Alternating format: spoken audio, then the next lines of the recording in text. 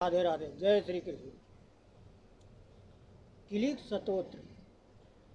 मार्कंडेय मुनि ने कहा, जिन असोतस भगवान शिव का विशुद्ध ज्ञान ही शरीर रूप है, जिनके तीनों नेत्र तीनों वेदों श्रवण यजु और साम के समान है, जिन्होंने अपने मस्तक पर अर्धचंद्र धारक कर रखा है तथा संपूर्ण कल्याण के कारण भूत है, ऐसे भगवान शिव की मैं वंदना करता हूँ।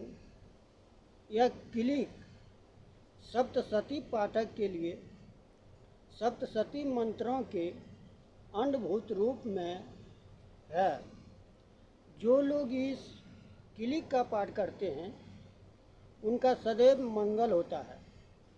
इस किलिक पाठ से उच्चाटन आदि कर्म सिद्ध होते हैं और इस स्तोत्र के पाठ करने से ही भगवती दुर्गा उस पर प्रसन्न होती है।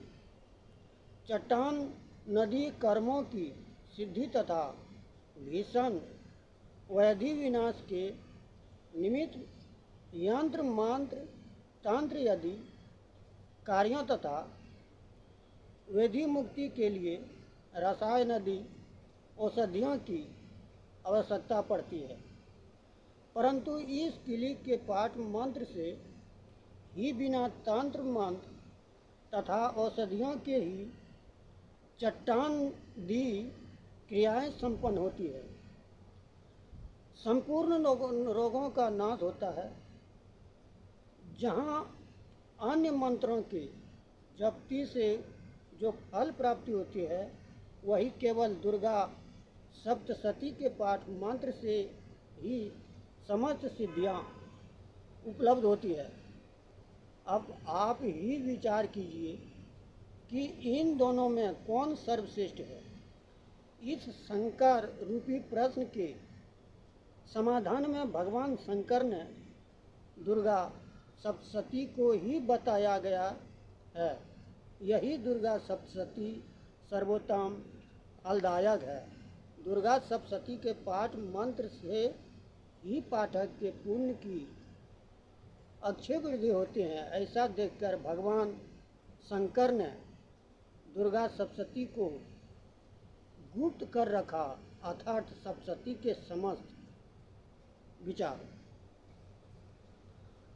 तो सबसे सृष्टि सप्तशती पार्वती वही दुर्गा, उसका मूल्य रूप से मन में ध्यान, मन में पाठ, मन में विचार जो करेगा उसका न तो डर लगेगा, न डर भय का कोई समस्या नहीं आएगा।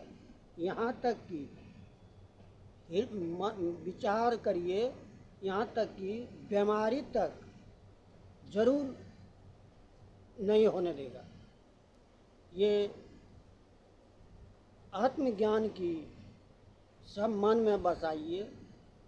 माँ दुर्गा, माँ काली, माँ सरस्वती सब अलग अलग रूप से और अलग अलग तत्व से इस शरीर के अंदर सबका शक्ति दिया हुआ है।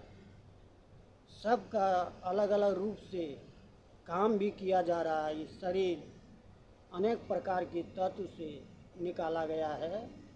इसीलिए ध्यान रखें और ध्यान से अपना विचार कीजिए। धन्यवाद।